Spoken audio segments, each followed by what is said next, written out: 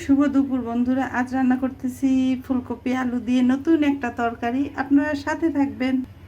প্রথমে দিলা তেজপাতা, গরম মশলা, সম্বাস দিলাম। আর ফুলকপি আলুটা আগেই আমি তেলে ভেজে রেখেছি।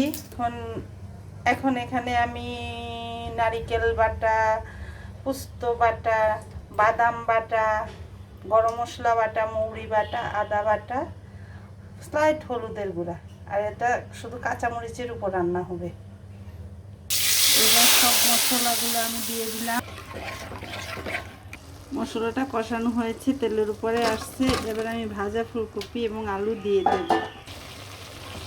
খুব আলতোভাবে নাড়তে হবে। আর মনে রাখতে হবে, তরকারিটা কিন্তু শুধু বাদাম বাটা, নারিকেল বাটা, দুধ, গরম মশলা, মুড়ি বাটা, একটু আদা বাটা, তার উপরেই রান্না করছি।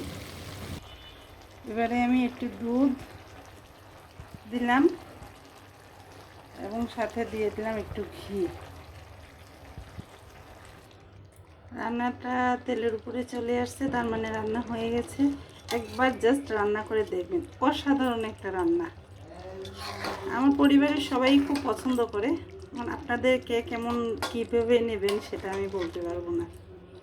নমস্কার।